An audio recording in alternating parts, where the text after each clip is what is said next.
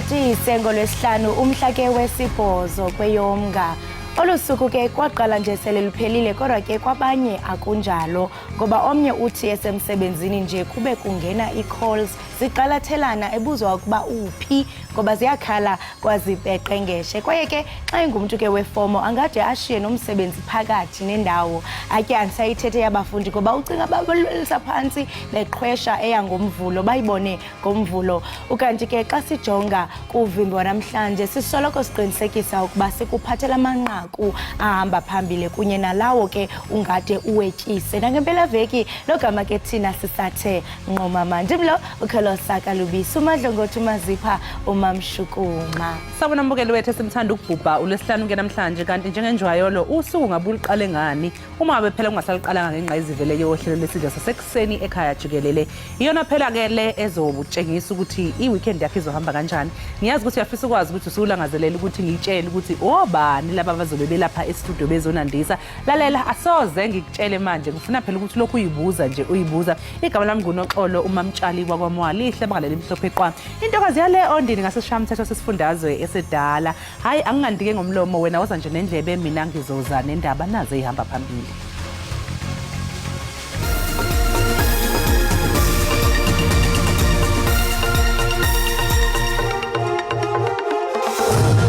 To read in the paper that obesakubaliqala le-ANC uMavuso Msimang uthi ukunyamezela urhwaphilizo nokukhuselwa kwabantu abangawaziyo umsebenzi wabo kwenze lafiphala iphupho likamongameli Cyril Ramaphosa lokuhlaziya umbutho. Ungqongqoshe weinkampani engamabhizinisi ombuso uPravin Gordhan uthi bazothatha inyathelo ngeziphakamiso ezenziwa inhloko yabahluleli kuleli inkohlakalo ethinta amabhizinisi ombuso.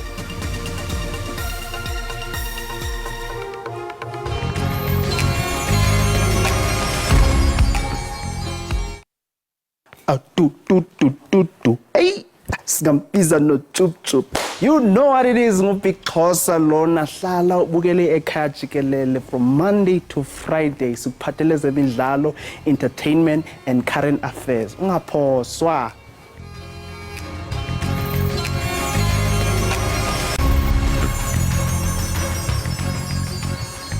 Obesakubaliqala le-ANC uMavuso Msimang uthi ukunyamezela urhwaphilizo nokukhuselwa kwabantu abangawaziyo umsebenzi wabo kwenze lafiphala iphupha likamongameli Cyril Ramaphosa lokuhlaziya umbutho. Ebethetha kudliwanondlebe olukhethekileyo neziko le-SABC kulandela ukuphelisa ubulungu bakhe kwi-ANC. uMsimang ulahle kweliqela elityholwa ngokwambathwa lurhwaphilizo okungabonakali imigudu ikhawulezileyo ukuliphelisa.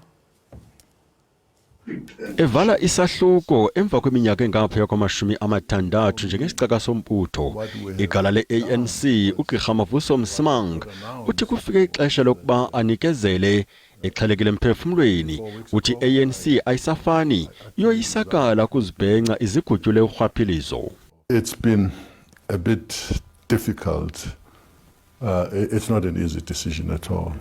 Kudliwanondlebe olukhethekileyo ne-SABC lenkonde iminyaka engama-82 ibalule ulawulo phantsi kwayisakuba ngumongameli uJacob Zuma njengolwaba ngumbhodama ongenambaliso kwimbali yeqela. Kodwa isikhokhelo sikaRamaphosa siphazame ngokuqalisa ukunyamezela urhwaphilizo utshilo. I think the reliance on people of shady characters, the keeping company with those people is what has cost the president the reputation that he had. Ngethuba uZuma wayesaxhuzula imikhala njengomongameli, uGqirha Msimang wayethe gqolo ukukhalimela indlela yokuziphatha kwenkokheli. Unanamhla oku usenesikhalo ngenkokheli ze-ANC ezikulawulo. We are very comfortable living with people who are corrupt, who don't have integrity. Kusenjalo umongameli Cyril Ramaphosa uphefumule ngokulahla kaMsimang uthi izindaba ezimbi ke noko ezi kwaye basamhlonipha njengegala lombutho. I do regret the decision that he has taken and I'm rather pleased that he says he will want to continue being involved in one shape, form or other in the matters that have to do with our country. Ogxaba bakhe kwiphiko lamagala ombutho we-ANC bathi nakubeni bothuswe kukulahla kwakhe baseza kuqhubekeka belukhalimela urhwaphilizo babuyise isidima se-ANC. Kusenjalo umhleli wezindaba zezombusazwe SABC uMzondile Mbeje uphawulile malungana nokushiya kukaMavuso Msimang eqenjini iANC. uMbeje uthi lokhu kukhomba uqhekeko olukhona eqenjini iANC. Kakhulu le enziwe ubaba Msimang ngoba phela umuntu okuyi-ANC isikhathi eside usebe kuyi-ANC iminyaka engaphezulu ka-60. Umuntu ke onjalo uma ngabe nje ezovele ehambe akulula kakhulu. Yebo mhlambe abanye bazothi akanalo ifuthe elifana nabantu abanjengomongameli, kodwa ngenxa yolwazi analo nangenxa yemisebenzi anayo kwi-ANC lokhu kusho ukukhulu. Enye ke mhlambe into engicabanga ukuthi iyinkinga ngempela indaba yokuthi behluleke ukuthi bevuselelane futhi bengabe lokhu bexabana njalo yiyo edala into enjengalezi, ngoba phela kudala sibona ukuthi izinkinga zikhona bayazama ukuyilungisa kodwa engathi ayilungiseki. Yingakho ke lengozi mayiqhubeka nokungelashwa izogcina ibalimaza. Urhulumente uqhuba inkqubo yokulandelela ubunjubwaqa obenziwe ngabalawuli abangama-35 nabachaphazeleke ekubanjweni kombuso ngobhongwana. Umphathiswa wezamashishini karhulumente uPrevent Gordhan uthi amashishini karhulumente ye-SOE zithabatha amanyathelo ngezindululo zekomishoni kaZondo. Ebethetha phambi kwekomiti ekhethekileyo yepalamente ejongene namashishini karhulumente nonxibelelwano. Zinkampani eziquka uEskom, uTransnet, uSAA kunye noDenel neziyinxalenye zenkampani ezaba nelahleko ebalelwa kwiibhiliyoni zerandi kulwamvila lokubanjwa kombuso ngobhongwana. Isebe lezamashishini karhulumente lithi liza kuthatha amanyathelo okuvula amatyala ngakwabo babandakanyekayo. Kodwa nangona kunjalo, umphathiswa uthi akonelisekanga sisantya sofudo ezihamba ngayo iiarhente zengalo yomthetho. At the moment, our law enforcement entities are not making, in my view, the kind of impact and progress that they need to be making. Abanye babo babandakanyekayo kule nyewe bathunyelwe kwimibutho ebalawulayo ukuba ibatywatyushe. Kwaye kusenjalo, isebe likwamemelela ukuba abanye bafakwa kwiincwadi ezimnyama bangaze baphinde baqeshwe ndawo. Ukongeza koko, zibhangisiwe zonke iibhodi ebezijongene nokunikwa kwethenda ngokukhusela esayizolo. We cannot continue to make the mistake of appointing people to boards merely because they have a particular profile publicly or they are somebody's friend. Le komiti ikwamkele ke ukufunyanwa kubuyiselwe imali ezathi zahliswa ngomlenze ngelixa kubanjwe urhulumente ngobhongwana. uGordhan uqwele ngelithi isebe lakhe libeke phantsi kweliso lokhozi inkqubela phambili yezicwangciso zokulungisa amashishini karhulumente. Izakhamuzi 8 kuthele ihlala ngaphansi kamasipala eMachabeng zithi uhulumeni angagcini nje ngokwenza izethembiso ngeimbizo ayibizayo. Lezakhamuzi ikhala ngokungahlinzekwa ngedingo nqangi, ukungahlinzekwa ngamanzi kanye nokungathuthwa kwendle eVelkom eFree State. Nakuba ke uhulumeni ememezele inhlelo ezahlukene zokungenelela, kepha umphakathi uthi usukhathele ukulinda. Re tlo tswella pele with the presidential employment stimulus e tla etsang gore le EPWP itswelle pele, and we are going to make sure gore we expand the EPWP gore bao ba senang mesebetsi ba kgone ho krea mesebetsi.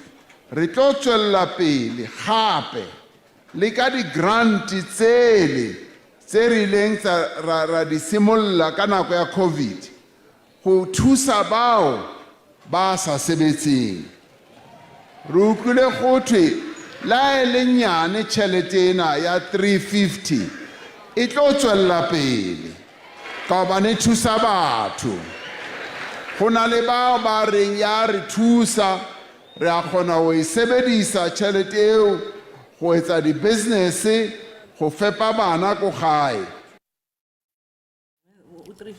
Iqumrhu lokhuselo kweli licele umngeni nakubani na onobungqina ngeqela loncikuvo kulo mkhosi ukuba aze nobungqina. Oku emva kombutho i-Open Secrets uvakalise izityholo zokuba iqela loncikuvo ngaphakathi kwe-SANDF liyabandakanyeka kulwaphulo-mthetho luquka uncikivo, uxhwilo nokubulawa. Iingxelo zikwabandakanye eli qela loncikuvo kubulawo lomphandi we-Hawks uFrance Matipa nokubiwa kwezixhobo ezingundoqo zomkhosi ngonyaka ka-2019. Inhloko yeSanta Furutsani Maphwanya unikeze ingxelo kumajelo eindaba ePitoli ukanti uzikhabile izityholo zeqela loncikivo ngakumkhosi. I had never been appointed to lead the killer squad or murder squad or abduction teams. I-Open Secrets ityhola iiyunithi ezine eziyingxenye yemisebenzi yobuqhophololo ngaphakathi komkhosi. Iqela loncikivo lityholwa ngokoyama nokuduka komxhasi wezezimali we-ISIS uAbdela Abadika nonogada wakhe, ukubulawa komphathi we-Hawks uColonel France Matipa nezixhobo zomkhosi ezabiwa ngo-2019. There has never been any attempt to disregard any critical information that may tarnish the image of the SANDF. Lo gama iSANDF igxininisile ukuba eminye yemiba iphambi kwenkundla yaye ibhodi yophando isemaxhapheshu nophando neengxelo zayo. I-AfriForum ifuna ezingxelo zithetyethelwe ingqalelo yaye zibekwe elubala eluntwini. This matter is not going to disappear. We have stated in our letter that we will consider legal action to compel the chief of the SANDF to perform his duties and react upon this report if he doesn't do so in due course.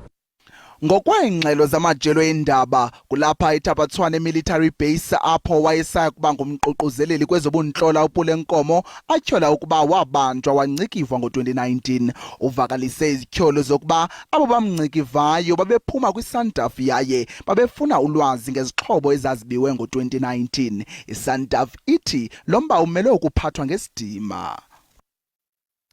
Iningi lengxoxathela zezitolo eThekwini seliqinise ezokuphepha njengoba sesifikile isikhathi samaholide asehlobo.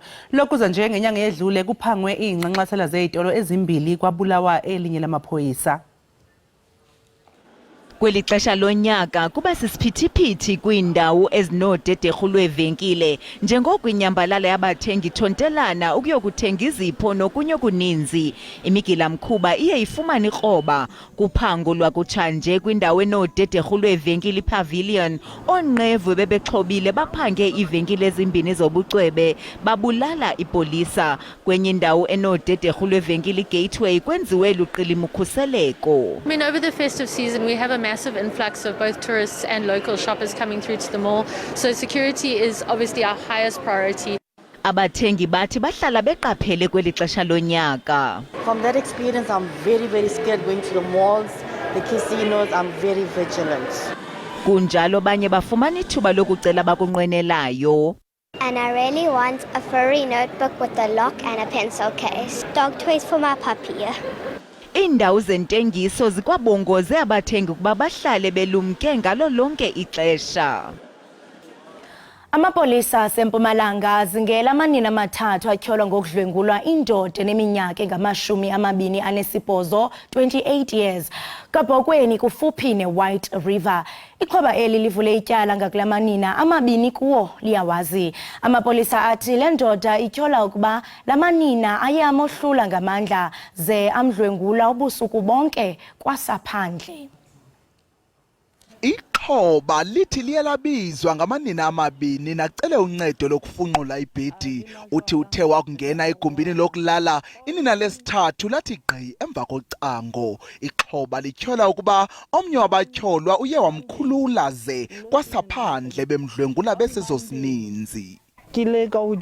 Uthi ungene kweli gumbi engaboni ukuba kunomuntu wesithathu emva kocango. Uthi utyhalelwe ebhedini omnye wahlala esifubeni sakhe logama omnye emkhulula ibhlukhwe. Kananjalo wethuke kanobomi yaye inhliziyo yakhe ilihlwili. Uyazicekisa xa kungoku akaziva enguye yaye ufuna ubona lamanina eseluvalelweni ngoba amxhaphaze ngokungenalusini.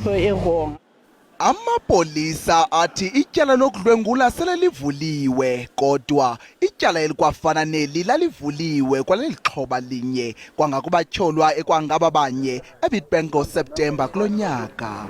Indeed, we are investigating a case of rape where the complainant, who is a 28-year-old man, indicated that he was gang raped by 3 women at Kapogwene.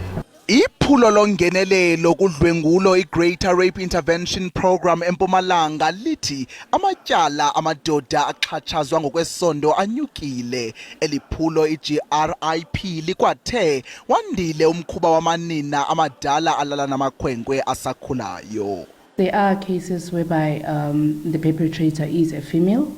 We are seeing a lot of trends like that in the nowadays.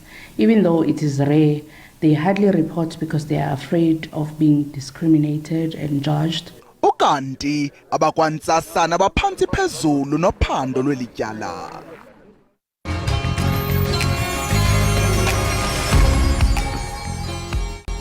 Sibambe ngazo ngozibini mbukeli we-Ekhaya Jikelele ngokuba ke usahleli nathi. Kanti ibhunga lesizwe lamaphondo i-NCOP lipapase umthetho we-National Health Insurance. Oku kuthetha ukuba kusezandleni zikamongameli uCyril Ramaphosa ukwenza ukuba kube semthethweni.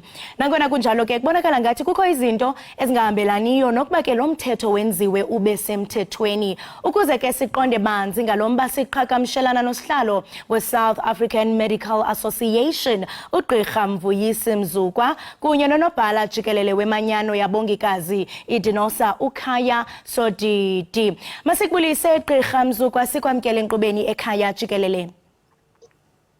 Ngibulise kuwe msasazi, ngibulise nakwa bukeli naku Mr Sodidi. Enkosi ngokusimamela enkqubeni yakho. Enkosi kakhulu nawe mnumzana uSodidi masikwamkele enkqubeni ekhaya Jikelele. Sibambe ngazo zozibini ngokuba wenze idinga kunye nathi. Manibulise nami sasazi babukele naku Dr. Mzukwa. Enkosi msasazi.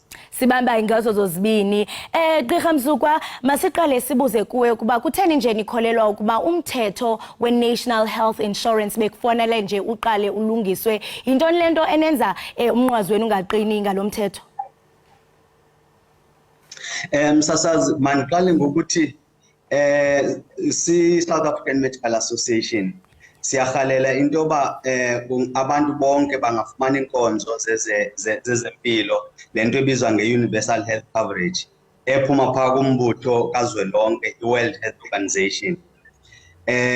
Apha ke South Africa sisithathe uhlelo elibizwa nge-NHI. Olu hlelo ke msasazi sibona i-South Africa noma uhlelo lethu lwezempilo okanye isebe lezempilo lingakulungelanga ukuimplementa i-NHI ngesizathu sokuba msasazi oqala izibhedlele zethu azilungiswanga. Uyazi msasazi bazinjani izibhedlele zethu. Okwesibini kuyashota abasebenzi bakahulumente ogqirha namanesi nabo bonke abantu abasebenza ezibhedlele. Okwesithathu ubunkokheli ezibhedlele nokuphathwa kwezibhedlele njoba uyakhumbula health ombud Professor William Makgoba wathetha kakhulu ekhala ngayo lento ba ubunkokheli abukho ezibhedlele. So zinto ezininzi nokuqhophololo kokukhona msasazi ezindaweni zokusebenza. So asicingi into ba ukulungisa imali nje kuphela ngoba manikhumbuza abaphulaphuli msasazi. I-NHI ayizukwakha izibhedlele, izosebenza njenge-medical aid. You just buy services from service providers. It's not going to build izibhedlele, ayizuqesha manesi, ayizuqesha abantu. Yabo izobhadala nje yona inkonzo ezithengela abahlali njengoba kwenzeka. Ezinye ke ingxaki msasazi. Xa uya endaweni zasezilalini azikho izibhedlele pha. So kuthi ukuthi lento izothatha ixesha elingana ngoba xa unokujonga msasazi urhulumente sixelelwa urhulumente uminister wefinance usixelele sonke wathi abanayo imali ye-NHI. Okwesibini abanayo imali ukuqesha oogqirha namanesi nabanye abasebenzi. Ngaphezu koko ke msasazi sinengxaki kwelinye icala on the other side sinengxaki yezibhedlele zabucala i-private hospital ezingaregulatwanga ezibiza kakhulu. Leyo nto yenziwa uba msasazi kube kwakhona ke nelento ne-health market inquiry. Msasazi yokhumbula uba yaba ne-recommendations kodwa urhulumente zange azi-implement ezo recommendations. So ukungasebenzi kakuhle kwe-health market inquiry noma kwi-recommendations ezenziwa i-health market inquiry ngenxa for ukusebenza kakuhle kwe-private sector sikubuyisela urhulumente ukuthi nani kwi-recommendations kodwa urhulumente zange a-implement. Kuyavakala apho wena gqirha. Mnumzana uSodidi kuyaphawuleka into yobana ugqirha apha ukhankanya imicelimngeni esingatsho into yokubana izibhedlele zelilizwe zijongene nazo. Phakathi kwemicelimngeni uyabalula into yokubana izibhedlele zethu azikho semthethweni, azikho semgangathweni xebe. Kwaye kuyaphawuleka into yokubana nasezilalini abanye uluntu lasezilalini funeke bahambe imigama emide ukuze bafikelele ezibhedlele. Ngapha kuyabonakala into yokubana ne-private hospitals kananjalo zise-costly ziyabiza kwaye aziregulatanga. Ingaba nina njengeziko idinosa niphefumla nithini? Ingaba niyawuchasa okanye niyawuxhasa lo mthetho uyilwayo?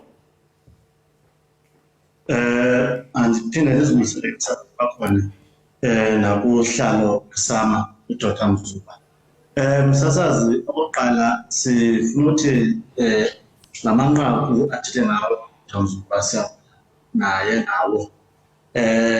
Kodwa ke thina ke singumbutho wamanesi nabasebenzi sithi le NHI mayiqale msasazi ngoba ulinda lesingayaziyo basisho ukubana imicelimngeni inzi kwaye ifuna imali kodwa sifike thina mayiqale ngoba emabasi mayiqale msasazi.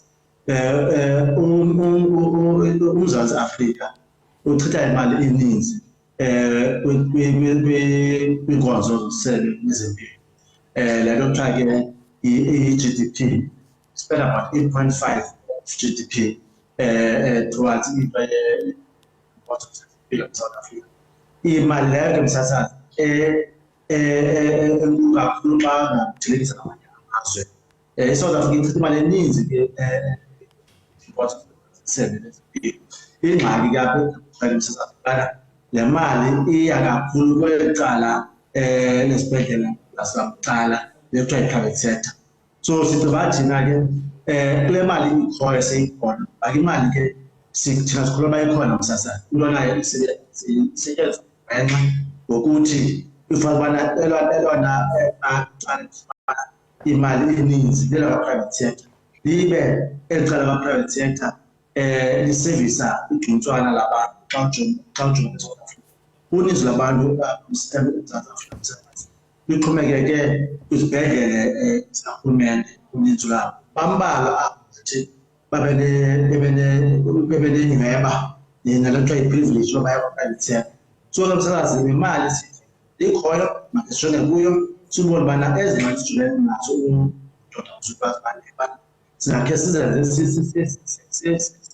njani nazo. Kulaa nto ayithethayo ubana ke izibhedlele zethu azikho kwimeko entle unyanisile yakho zixhobo.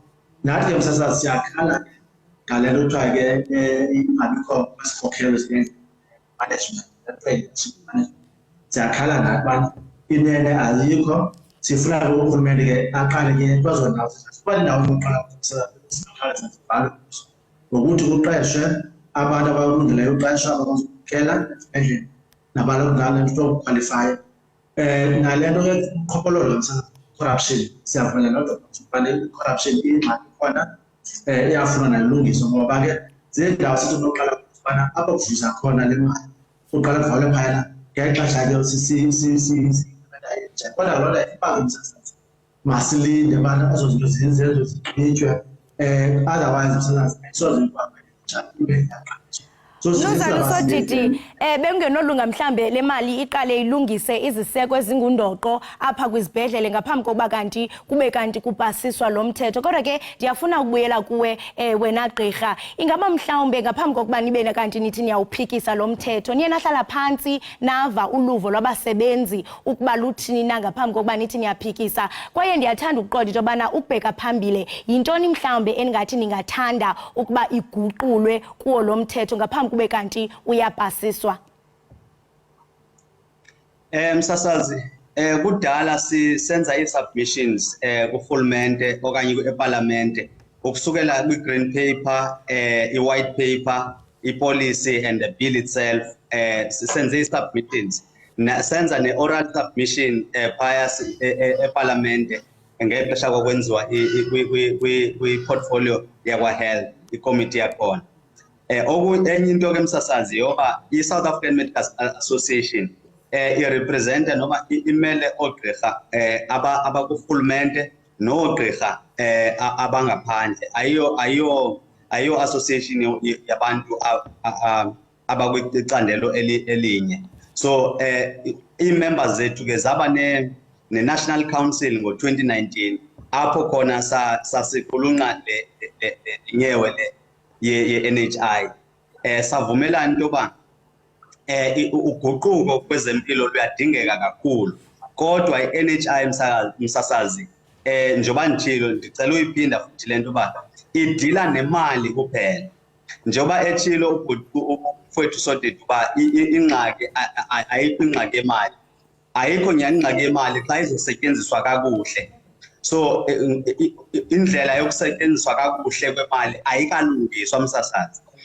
Okwesibini, okwesithathu Msasazi, i-healthcare system imiswe zintsika eziyi-6 njengoba sendizikhankanyile ezinye kwazisile ngelento uba leadership and governance, yakwazisa futhi human resource for health, nezinye njenge-infrastructure, information systems nezinye. Sendisho uba Msasazi ngoku uquka ne-finance lapho, kusho ukuthi apha kwezi pillars sivele nje thina sathatha i-finance kuphela, sathi sizolungisa i-finance kuphela, and le finance yethu ayicaci futhi uba izovelaphi, ngoba xa kuthiwa kuzwa izovelaphi, even izolo Msasazi bendino Mr. Njadu ubuzwe nguSakina Kamwendo into yoba izovelaphi le mali, uphume wangena engachazi into yoba izovelaphi imali. So ndisho Msasazi ingxaki ukungacaciseki kahle kakuhle ngoba into zosebenza kanjani, nokuthi sijonge icandelo elinye kuphela lemali, yebo, and indaba rhwaphilizo asikayiva bazodila kanjani urhwaphilizo. Awukwazi Msasazi kubantu abase-South Africa, abantu ababulele omasipala, abantu ababulele izibhedlele, abantu ababulele i-health education, education in the country, abantu ababulele yonke into, i-SOEs, uvele uthi nje uzoqoqa imali enkulu in billions uthembe nje ba bazoyiphatha kakuhle. Akwenzekanga nakwi-COVID-19 Sazazi. Zange siyibone loo nto wena gqirha nakuyo i-COVID-19. Masibambe ngazibini ngexesha lenu. Besingathanda ukuva nakuwe Mnumzana uSodidi, kodwa ke ingxaki ixesha likhatshwe yinja ukuba mhlambe ngeyiphi mhlambe indlela eningenza ngayo uqinisekisa into yokubana niyabonelela ngezempilo ngaphandle ke kwengxaki ezingayisa ngayo i-National Health Insurance. Kodwa ke leyo yingxoxo yangenye imini. Masibambe ngazo zozibini kuwe gqirha Mvuyisi, sibambe nazo ngazo zozibini nakuwe Mnumzana uSodidi ngexesha leni. Inkosi Msasazi. Right, mbukeli ke besithetha noGqirha Mvuyisi Mzukwa we-South African Medical Association kunye naye uMnumzana Ekhaya Sodidi ongunobhala Jikelele weDinosa malunga ke nomthetho we-National Health Insurance osele kwi-ofisi kamongameli uCyril Ramaphosa ukuze kaloku awutyikitye ube semthethweni. Kanti ke mbukeli kuyabonakala into yokubana kukho ukubethabethana ekoluvo ngalomthetho uyiliweyo. Ingaba wena apho ekhaya luthini uluvo lwakho? Masithi qhwike sibhatala amatyala ungagunqi ubukele Ekhaya Jikelele.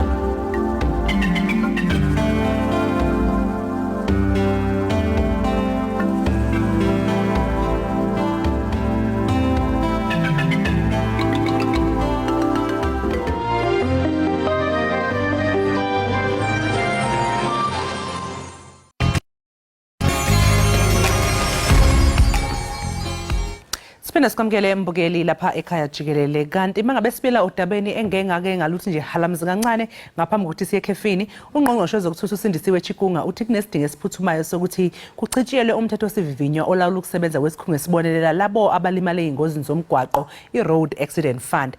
Sekuke kwaba nezikhalo ke embukeli eziningana ezivela kulezo zisulu ezisuke izohlomula kulesi sikhwama bekhala ngabameli abasuke bebamele uma kusafakwa amaphepha eRAF. Sibizeke ungoti wezomthetho ukuze azosichazela kabanzi ngalokhu, kanti lowo ngoti ke ngumeli usixulu weDonda Attorneys. Asicaciseke embukeli ukuthi sizamile ukuxhumana nomnyango wezokuthutha kuzwelonke, sicela ungqongqoshe wezokuthutha ukuthi abe ingxenye yale ngxoxo, kodwa ke imizamo yethu ayiphumelelanga. Yingakho ke engekho omele umnyango. Asibingelele ke uxulu lapha ohlelweni. Ixulu asikubingelele sikamukele ekhaya Jikelele. Ngibingelele sisinoxolo, ngibingelele kubabukeli emakhaya. Yisiphi lesidingo esiphuthumayo esesenza ukuthi ke bese kuchitshiyela umthetho lawula ukusebenza kwesikhwama i-Road Accident Fund? Okay, engikubonile nje engizoqala ngakho ikona ukuthi i-RAF ikhala ngokuthi kunezimali kwesinye isikhathi ezingayi kubantu abalimele, bakhala ngendlela abamili abathola ngayo imali i-RAF. Kodwa ngokwe amendment ngicela nje ukubala into ezimbili ezintathu. Ushintsho abafuna ukulenza okokuqala olokuthi uma ulimale ungalimalanga emgwaqeni, mhlawumbe ulimele eparking, i-private estate noma ikuphi, kodwa ngasuka umgwaqo i-public ayisezokungena imali yalokho. Okwesibili ukuthi ngeke usasithola manje isamba, ngithi seseze masibuka I blew it lapha uthola umuntu wokuvela uthola 3.5 million. Sebethi manje sekungcono ingene ngonyaka, mhlawumbe kunokuthi uthole 3.5 million uyisamba, mhlawumbe ngonyaka uthola 100,000. So ayisezokufika isisamba. Okunye okubalekile angisakhumbula ukuthi ke uma uthi ubuwanaka kukhona izinto ekuthiwa hit and run, ushayisa imoto ungayiboni emgwaqeni kodwa ivele ithothi uzoshayisa bese yalimali. I-hit and run bathi manje ngeyisakhavala nayo. Yabo so ziningi izinto abayishilo. Okunye okubalekile ukuthi uma ungasiwa se-South Africa amaphepha unganawo, mhlawumbe uyi-foreign, nakhona bathi ngeke usakhave yabe manje kwi-RAF. So kukhona izinto ezimbalwa ey'ntathu mhlawumbe ezine ezishintshile ey'khona, kodwa ngoba kusayibhili kusafanele abomphakathi abasemphakathini befake uvo labo ukuze bakhona abafisa kushintshwe bekufake lapho. Ngaphandle nje ke kwabameli mhlawumbe abangakhokhi imali le sisule suke siyitholile, iziphi ezinye izikhalazo mhlawumbe ke abantu ke abanazo?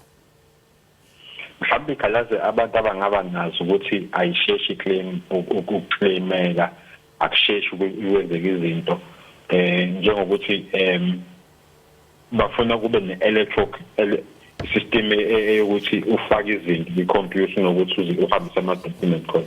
I-system ezosetha lapha ama-email bese uclaima ufaka kanjalo i-claim. So ukushesha claim nakho bakhala ngakho ukuthi ayisheshi makwenza lezi zinto. Manje Xulu, ingabe lezi zikhalo nge-Road Accident Fund into endala yini noma into nje ke sanda kusuka manje? Izikhalazo mhlawumbe zokungakhokheli ngathi mhlawumbe ifana nabameli ngisho njalo, ngathi izikhalazo ezindala lezo. Ukhona lo minister uke wakhala nge-claim ka-5.6 million where abameli baclaimela umunye othize base ke unokuthi bemnika imali yakhe ngathi bamnika u-57,000. Ezinye izikhalazo ke sibe nazo lezo ethola ukuthi bazoclaimela imali yakho abameli bese kuba nommeli ozothiwa uyi-curator. I-curator ke mbukeli lo mmeli ongamela into zakho uzofika ukathola i-court order, high court ukuthi uzongamela into zakho, imali zakho. Uma ufuna imali kumele uhambise i-list ukuthi udinga imali yokuthi uthole izidingo zakho ezithile, ebese yakunika imali ngalokho ngoba yena usuke sekuphethe. Imvamisa ke leyo mali ijwayele kuba kuma-interest bearing accounts. Ugcina ungasayitholi-ke, abanye bagcina bengayitholi lokhu yenza inzalo ngalo, kodwa ugcina ungayitholi. So ulimele udinga usizo ugcina ungayitholi imali. So ezinye izinto engicabanga ukuthi kumele ibhekwe nalezo. Umnyango ke uthi lo mthetho weRAF kumele ukuthi uguqulwe umele izisulu hayi abameli. Ingabe ubonakala uvuna abameli yini okwamanje lo mthetho? Okay, ngizama ukuthi ngikhulume general ngakhulumi njengommeli. Kodwa ngizongiphoqa ukuthi ngibe ngikhulume njengommeli. Engakusho ukuthi uma kuza kuyinto zomthetho noma umuphi umuntu uyamdinga umuntu owaziyo izinto zomthetho ummeli ozosebenza ngobulungisa.